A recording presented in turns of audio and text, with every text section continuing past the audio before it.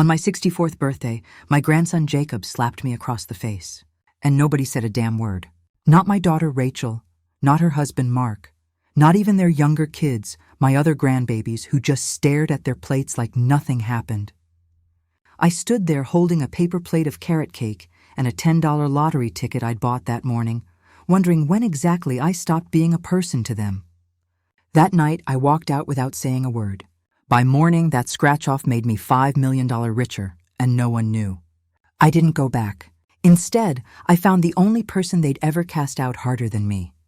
Lily, Jacob's ex-wife, a single mom with nothing but a dream and a toddler, and the only one who ever looked me in the eye and said, "Thank you." Like she meant it. And now Jacob regrets it. Rachel wishes she'd spoken up. But me, I've never been quieter and never felt louder. Before we begin, make sure to like and subscribe, and please tell me and others, what's one life lesson everyone should hear before it's too late? Share it in the comments below. Thanks. I turned 64 that morning with zero expectations, but somehow the day still managed to crush me in a way I didn't think possible.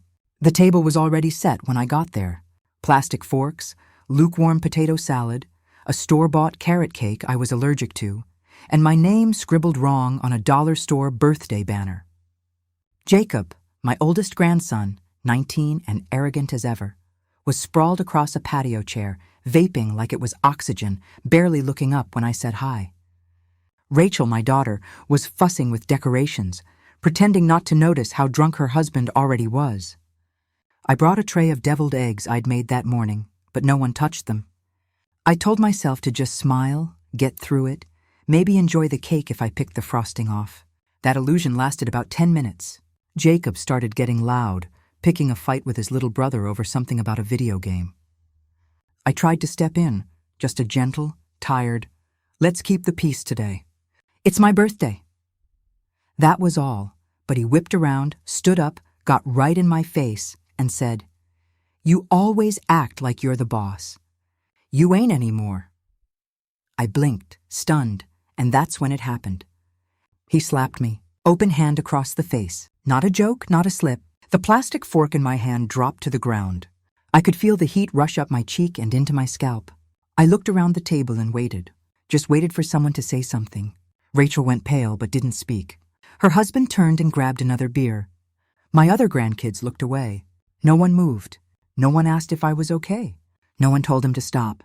I stood there holding my plate, the cake slice sliding sideways, the moment stretching into something so sharp it hurt to breathe. I didn't scream. I didn't cry. I just placed the plate on the table, reached into my apron for the scratch-off I'd bought that morning on a whim, my one little treat to myself, and slid it into my purse. I said, "I'm going to lie down," and walked inside.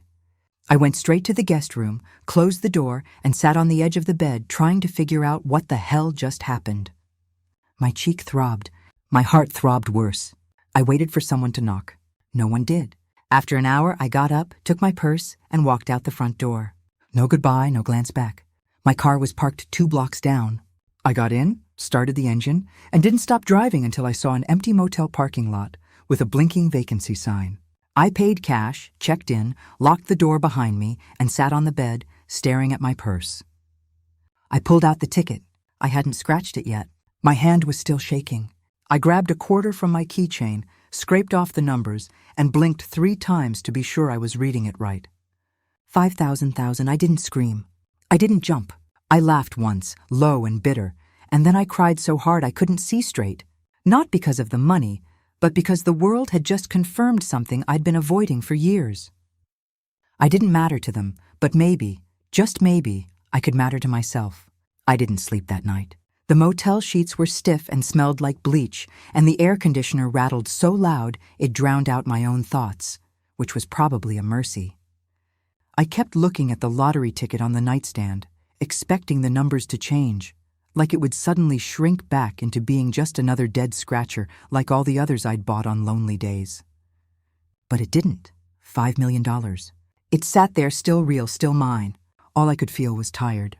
I kept thinking about Jacob's face after he slapped me. How blank it was. How he looked at me like I was some obstacle, not his grandmother. But worse than his face was everyone else's. Rachel's silence. The way her husband looked away, like it was inconvenient. I kept replaying the moment over and over, trying to make it make sense, like if I examined it from enough angles, I'd find the part where I'd done something to deserve it. But no matter how I turned it around in my head, all I saw was the truth. I'd become invisible. I wasn't Grandma anymore, or Ellie or Mom. I was just furniture in their lives. That morning, I went to the motel lobby, got a free coffee in a paper cup, sat by the window, and wrote a letter on the back of a takeout menu. It said, "Don't call. I'm not lost. I'm done. I'll be safe. Don't come looking. I don't want to be found." I didn't sign it, just folded it up and mailed it to Rachel's house from the gas station next door. Then I called the lottery office. I didn't want a big check or one of those photo ops. I asked about claiming anonymously and setting up a trust. The woman on the phone said, "We get that more than you'd think." I told her, "I doubt that." Afterward, I drove 2 towns over, got a burner phone and a basic laptop, and checked into another motel under the name Louise Carey, my mother's maiden name. I didn't feel afraid. I felt like I had just walked off stage in the middle of a bad play, like I should have done it years ago. The money hit the trust account 4 days later, and I transferred half into a new bank under the LLC the lottery the lawyer set up for me. Just like that, I wasn't broke anymore, but I didn't feel rich, not in any way that mattered. I ate peanut butter crackers and watched courtroom shows in the motel room, wondering if Rachel had read my note, wondering if she cried, wondering if Jacob even noticed I was gone. And then on day 5, something changed. I was scrolling through Instagram on the new phone, just tapping through random bakery accounts because I used to dream about opening one myself when the kids were little. Before my husband got sick, before the bills, before life turned into survival. And I saw her, Lily, Jacob's ex-wife. She was standing in a tiny kitchen, flour all over her apron, holding up a tray of blueberry scones with this tired but proud smile. The caption read, "Still just dreaming. Flowers cheaper than hope." I stared at it for a long time. She had always been kind to me. She called me Miss Ellie even after the divorce. She used to bring me chamomile tea when I had migraines. When she and Jacob split, nobody even told me. She just vanished from the family like she'd never existed. I clicked on her profile. Single mom, part-time line cook, still posting sketches of a bakery she wanted to open someday. And suddenly, for the first time since I left, I felt something like clarity, not revenge, not spite. Something warmer, something like justice. I opened the messages, started typing, then erased it, started again. I finally sent, "You still want to bake?" Lily didn't respond right away, and I didn't expect her to. Who answers a vague message from a random burner account saying, "You still want to bake?" But something about sending that question out into the world lit a small match inside me. I couldn't stop checking her page, refreshing, wondering if she'd even remember me. 2 days passed. Then she replied, "Who is this?" I stared at the screen for a while, heart thumping like I was doing something illegal. Then I typed back, "Ellie, Jacob's grandmother. I'm safe. I have something I want to talk to you about if you're still in Savannah." I waited another day before she answered. "You're serious?" I wrote, "I am." Then she gave me the address of a cafe near her apartment and told me to meet her Thursday at 3. I got there at 2:40, hands shaking so hard I spilled some of my tea on the table before she even arrived. When she walked in, I almost didn't recognize her. Her hair was pulled back tight. There were dark circles under her eyes, and she was carrying a sleeping toddler. Mia, I assumed, though I'd never met her. She looked at me for a second, like she wasn't sure she should sit down. I said, "It's really me." And her shoulders dropped like she'd been holding up a weight for years. She slid into the seat across from me, laid Mia gently in the booth, and said, "What happened?" I told her everything, not the sugar-coated version, the slap, the silence, the motel, the ticket, the $5 million. Her eyes widened at first, then narrowed. She didn't interrupt. When I finished, she said quietly, "Why me?" I told her the truth, that she had always treated me like a person, not an obligation. That I remembered how she'd made soup and left it on my porch when I had COVID, even though Jacob told her not to. That she used to talk about opening a bakery and even drew menus for fun. "I want to help you build it," I said. "You've got the talent. I've got the funds." Her lip trembled and she looked away like she couldn't let herself believe it. Then she asked, "What's the catch?" And I said, "There isn't one. I just want to do something good, with someone good. She didn't cry right then, but I did quietly behind my teacup while Mia snored softly in the booth. We agreed to talk again in 2 days to go over logistics, locations, names. When I left that cafe, I didn't walk out. I floated. For the first time since I left Charleston, I felt like I had a direction. Back at the motel, I started drafting a plan: LLC structure, initial investment, local permit research. I even found a worn-down storefront on a corner 2 blocks from a middle school. Cheap rent, big kitchen. The next day, I got a call from the Lottery Trust's attorney reminding me about distribution timelines. But I told him I had a plan now, a real one. That night I stood in front of the bathroom mirror, looked at my reflection. No makeup, sagging skin, gray roots showing, and whispered, "You're not done." And I believed it. I didn't know then what was coming: the mess, the gossip, the lies Jacob would spread. But I knew one thing already, clear as day. Lily deserved a rise, and so did I. 2 days later, we met again, this time at a diner near Lily's apartment, with Mia wide awake and chewing on a jelly packet. While we went over ideas like 2 women trying to rebuild a world from broken pieces, Lily brought a spiral notebook filled with bakery sketches and menu names. Some scribbled so messily I had to squint to read them, things like honey salt rolls and brown butter church cake. She looked nervous, like the second she let herself believe this could be real, it would vanish. And I understood that feeling better than anyone. I'd lived most of my life waiting for the other shoe to drop. I told her about the storefront I'd found, how it used to be a dry cleaner, had a good-sized back room for ovens, and a walkable corner spot with a school and a community center nearby. She asked me 5 times if I was sure, if I really wanted to invest this much money. And I told her the truth again. This isn't charity. It's correction. I didn't go into detail about how Rachel used to call her too sensitive, or how Jacob used to say she wasn't smart enough to run anything. Lily already knew. I could see it in how carefully she moved, like someone who'd been accused of being too much and not enough all at once. We named the bakery Second Rise that afternoon, her idea. She said it was about dough, but also about us, people who'd been pushed down and got back up anyway. I didn't cry this time. I just smiled so hard my cheeks hurt. Over the next few days, things moved fast. We hired a contractor to gut the place, met with a permit officer who recognized me from the grocery store I used to work at. He didn't say anything, but I could tell he was trying to place me.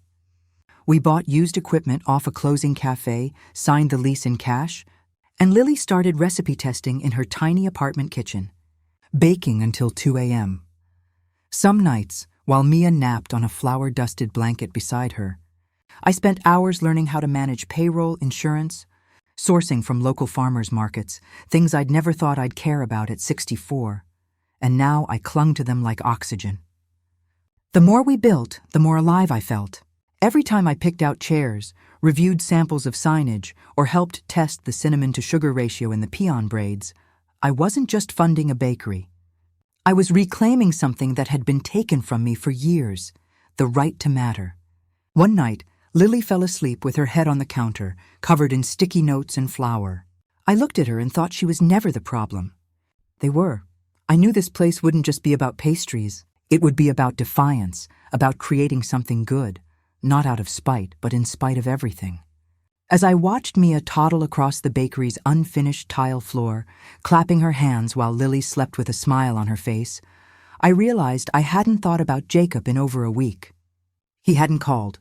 Neither had Rachel. Maybe they hadn't even noticed I was still gone. Maybe they had, but it didn't matter because I had found something better than being needed. I had found being wanted. The day we hung the sign, a hand-painted wood plank with gold lettering that read, "Second Rise," something inside me clicked into place like a puzzle I didn't know I'd been building my whole life. We stood on the sidewalk, staring up at it, Lily holding Mia on her hip, me with a paint-splattered rag in my pocket. For a second, we didn't speak.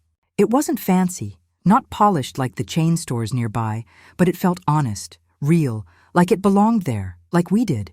Inside, the air smelled like yeast and burnt sugar, and the tile was still sticky in one corner, but it already felt like home. Lily had transformed the kitchen with barely any budget, pulling late nights and using every trick she knew from working in those greasy diners. We tested muffins until our tongues went numb, argued over cinnamon ratios, and spent entire afternoons just trying to perfect the crust on her sweet tea pie. I taught myself how to use the register system, ordered uniforms in 3 sizes too big just in case, and fixed a leak in the bathroom sink with a YouTube video and a pair of pliers I bought at a pawn shop. It was work, all of it, but not the kind that drained you. It filled us, gave shape to the emptiness. Mia became our unofficial mascot. She'd run around with a tiny apron that said, "Flower Boss," and offer customers imaginary cookies while they waited for real ones. We did a soft opening with no announcement, just opened the doors one Saturday and hoped people would come. And they did. Not in crowds, not at first, but enough. Enough to feel seen. A man from the community center came in for a black coffee and ended up buying 2 pecan bars for the road. A nurse from the clinic down the street took a picture of our chalkboard sign and shared it on Facebook. And suddenly people started trickling in with my coworker telling me, "I saw you on my friend's feed." Word spread fast. And every time someone smiled after a bite or told Lily, "This tastes like home," I felt something tighten in my chest. Not pain, not pride exactly, something older, something like redemption. We kept things small at first, 3 items on the menu, cash only, no fancy branding, just good food and warm faces. And yet every night when we closed, I'd sit in the back with a cup of tea and feel a kind of peace I'd never known. Not even when my kids were little and needed me every second. This peace came from being wanted, not needed, chosen. And still, through all of it, I stayed invisible online. No photos of me, no mentions of where the funding came from, just Lily's face, Lily's story, which was already enough to inspire. I watched her bloom, confident, assertive, laughing in ways I'd never seen before. And I thought, maybe this is what motherhood should have felt like. One night after closing, Lily and I sat on milk crates outside the back door, passing a bottle of cheap wine back and forth, and she said, "Do you think they miss you?" I didn't need to ask who she meant. I looked up at the sky where a plane blinked across the darkness and said, "Maybe, but they don't get to see this version of me. Only you do." And she nodded, and we clinked our plastic cups like it meant something because it did. It was a Wednesday morning when everything shifted, not with a bang, but with a ping. Lily's phone buzzed 3 times in a row while she was loading croissants into the warmer, and she paused, checked it, then slowly looked up at me with a tight face I didn't like one bit. "Someone posted about us," she said. "A food blog." My stomach dropped before she even showed me the screen. It wasn't national, just a regional foodie account with about 10,000 followers. But there I was, blurry in the background of a picture taken during the soft launch, half-turned, head down, holding a tray of muffins near the back door. The post praised our pecan bars and Lily's story, which she'd shared in part with the blogger last week, not realizing they'd be publishing photos without warning. At first, I tried to breathe through it, tried to convince myself no one would recognize me from that angle. But deep down, I knew Jacob would. And I was right. He messaged Lily's bakery account within hours, demanding to speak with me. "I know she's with you," he wrote. "This is sick. What is she doing with you? What is this twisted little project?" Lily showed me the messages without hesitation, her hands shaking, her jaw clenched. "I'm blocking him," she said. But I told her not yet. "Let's wait," I said. "Let's see what he does." I don't know why I said it. Maybe part of me still hoped he'd say sorry. Maybe I just wanted to know how far he'd go. Turns out pretty far. By Friday, my daughter Rachel had called the bakery's public number 5 times in one afternoon. She left 2 voicemails that started with, "Mom, is this you?" and ended with, "You can't just disappear like this." "What are you doing?" I didn't return them. I couldn't, not yet. Not when the wounds were still fresh, still tender. I told Lily I'd handle it. But for now, we had work to do. Batches to prep, regulars to serve, invoices to organize. But that night after closing, I went back to the motel, opened my burner laptop, and searched my own name. I hadn't done it before. There wasn't much, just some public records, old employee profiles. But now there was something new. A post on Facebook from a girl who used to date Jacob, someone I'd barely met, saying, "Y'all seen this? Pretty sure that's Jacob's grandma at that new bakery in Savannah, the one who vanished after he slapped her." It had likes, shares, comments. She rich now or something. Didn't she win the lottery? Wait, he slapped her? I stared at the screen until my eyes burned. I wanted to throw the laptop across the room, but instead I just closed it and sat in the dark, listening to the faint buzz of the fridge. The next morning, I told Lily we needed to get ahead of it. "I'm not hiding anymore," I said. "But I'm not going to explain myself either. Not to people who don't deserve answers," she nodded. "We agreed. No press, no interviews, no more photos of me. Just keep baking, keep serving, let the work speak." But Jacob didn't want to let it go.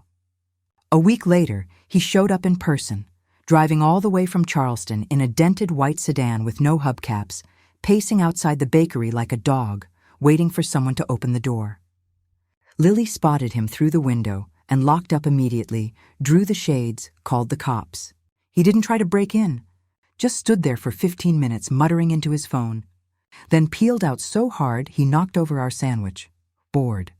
When I stepped outside after he was gone, the air smelled like burnt rubber and something bitter I couldn't name. I bent down, picked up the chalkboard, and saw what someone had scribbled across it in black Sharpie. "She abandoned her family for this." I didn't cry. I just wiped it off and walked back inside, where Lily was holding Mia close and whispering, "It's okay, baby. It's okay," over and over. That night, as I swept flour from the corners and locked the till, I realized the leak wasn't just a photo or a post. It was a crack in the dam. My old life had found me, and it wasn't going to back down quietly. It only took 4 days after Jacob's parking lot stunt for the spin to start.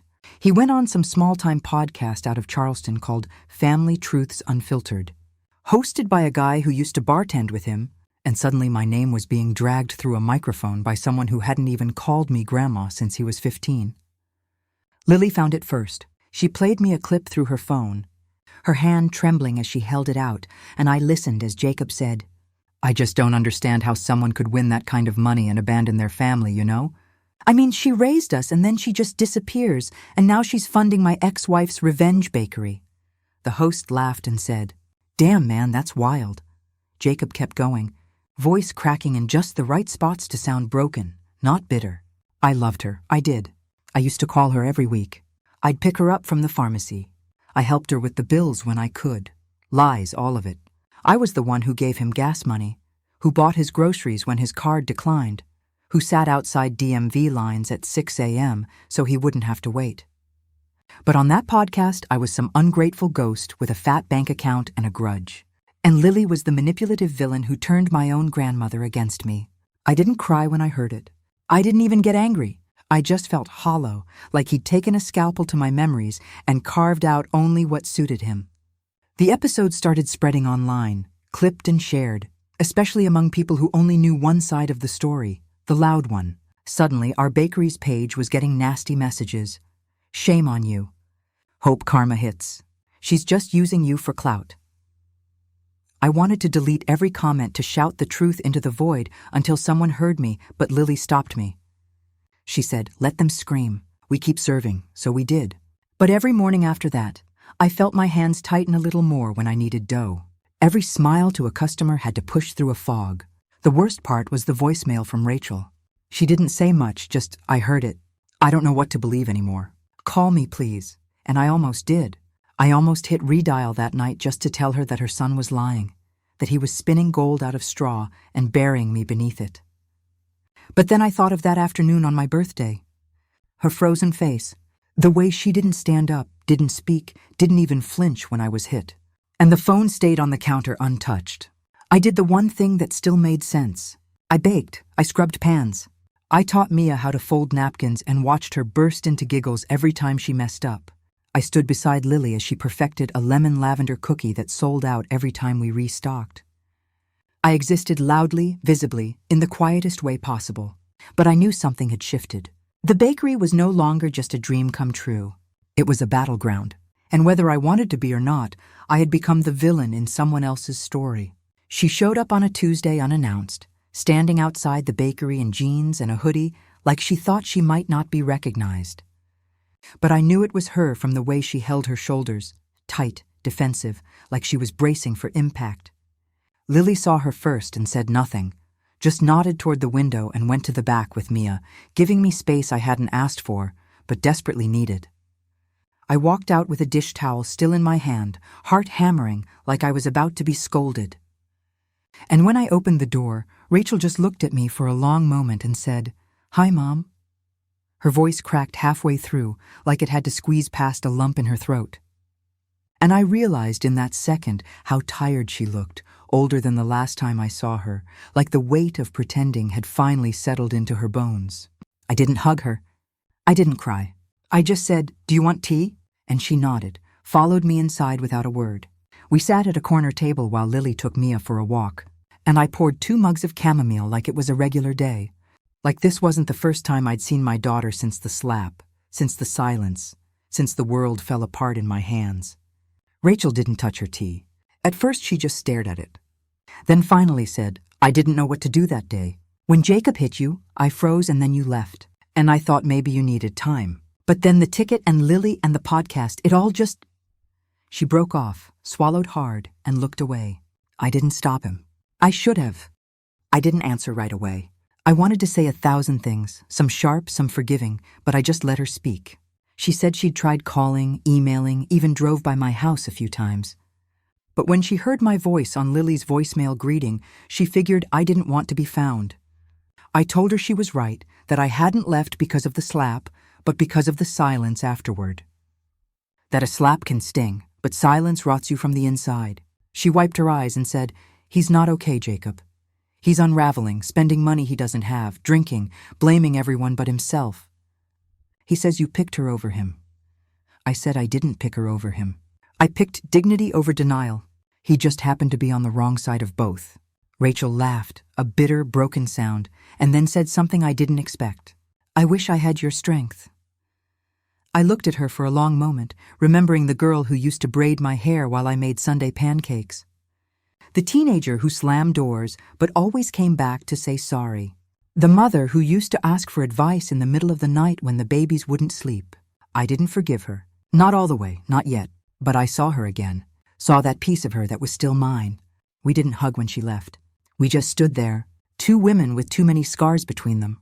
And she said, "If you ever want to come back, the door's open. No pressure." I said, "Thank you," and meant it, even if I didn't know if I'd ever walk through that door again. After she left, Lily came back with Mia asleep on her shoulder and asked if I was okay.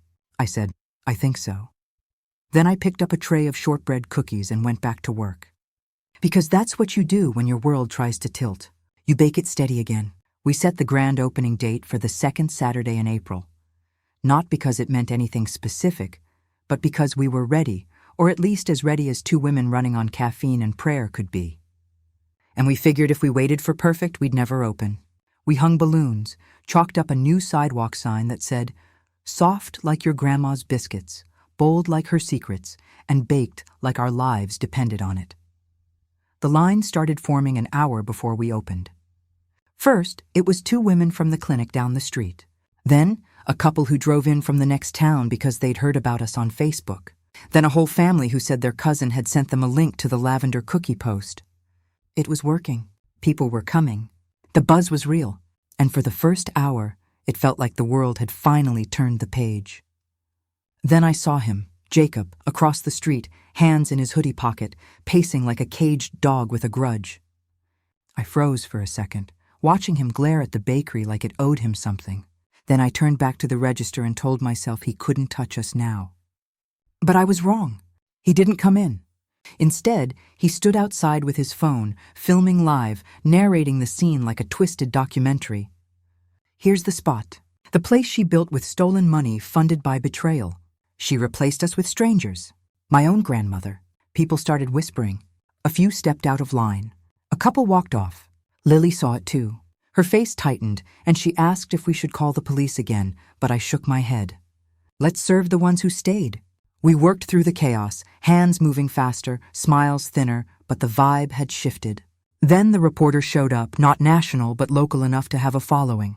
She asked if she could speak to me. Said she was just here to get both sides, but I told her, the ovens are hot and so is the line. Pick one. I thought that was the end of it. But the next morning, there was a segment on the evening news. Family feud bakes into Savannah business, with footage of our sign. Blurry shots of Jacob yelling across the street. and even a freeze frame of me wiping my hands on my apron, looking like the villain in someone else's redemption arc. I didn't sleep that night. I just sat on the bakery floor, legs crossed, staring at the mixers like they could explain how things spun so far out of control. But then something happened I didn't expect. The next morning, a woman I didn't recognize came in. Mid-60s, soft voice carrying a tray of homemade banana bread. She said, "I saw the news. I know who you are, and I just wanted to say thank you for not giving up." I didn't even get her name. She left the bread and walked out. That was the first, then came the others. A pastor and his wife brought a card. A retired teacher dropped off hand-stitched napkins. A teenage girl came in crying, said she watched the clip and realized her own grandmother deserved better. They didn't just buy scones. They stayed. They talked. They took photos and posted messages of support. The next Saturday, our line wrapped around the block. The noise didn't stop. The protests didn't go away completely, but we got louder in our own quiet way. Every cookie sold, every loaf sliced, every child who danced to the radio while waiting for a brownie. Those were our counter-arguments. That night I stood by the front window, apron still dusted with flour, and watched Lily laughing with two regulars. Mia was coloring on the floor beside her, and I realized that this wasn't about Jacob anymore, or Rachel, or even the past. It was about building something that outlasted them all, something that rose. I wrote the letter late one night after the bakery closed, sitting in the office with a lukewarm cup of tea and the hum of the fridge filling the silence like background music to a life I never expected to have. I'd thought about writing it a dozen times before, but this was the first moment it felt like something I needed to do. Not for closure, not for forgiveness, but to put the last piece of the story where it belonged. I folded a sheet of plain paper in half and started with his name, Jacob, and then paused, letting the pen hover like I was waiting for some sign. There wasn't one, just my own breath, slow and steady, like it had finally settled into my chest for good. I wrote, "I didn't leave because you slapped me. I left because you believed you could, and because everyone else believed staying silent was easier than telling you no." The words came easier after that. I told him I was safe, that I was not hiding, that I hadn't picked Lily to hurt him. I picked her because she showed up when no one else did. I wrote, "You weren't replaced. You removed yourself. There's a difference." I didn't say I hated him. I didn't say I forgave him either. I just told him the truth, that I hoped one day he'd understand what it meant to build something instead of breaking it. That I hoped he'd learn how to take responsibility without turning it into performance. And then, because I knew he'd hear it louder than anything else, I ended it with a name he hadn't called me in years, Lala. I sealed it in an envelope, no return address, just his name on the front, and left it at the counter with a sticky note that said, "Deliver to the kid in the hoodie if he comes back." Then I walked out, not far, just down the block to the park where Mia was chasing pigeons and Lily was sipping coffee from a to-go cup with her feet kicked up on the bench like someone who finally believed she belonged. I sat beside her, not saying much, just watching the light hit the sidewalk in a way that made the cracks look like gold veins. I thought about all the things I'd lost, time, years, pieces of myself I gave too freely, and realized I wasn't bitter. I was full, not just of love or peace or even pride, but something sturdier. I had built something, not just a bakery, not just a business, but a space where the good parts of me could exist without apology. Where a little girl could grow up thinking strong women weren't the exception, where I was more than what they remembered and so much more than what they forgot. I leaned back, closed my eyes for a moment, and smiled. Not because the pain was gone, but because it didn't own me anymore. I was here. I was home. And for the first time in a long time, that was enough.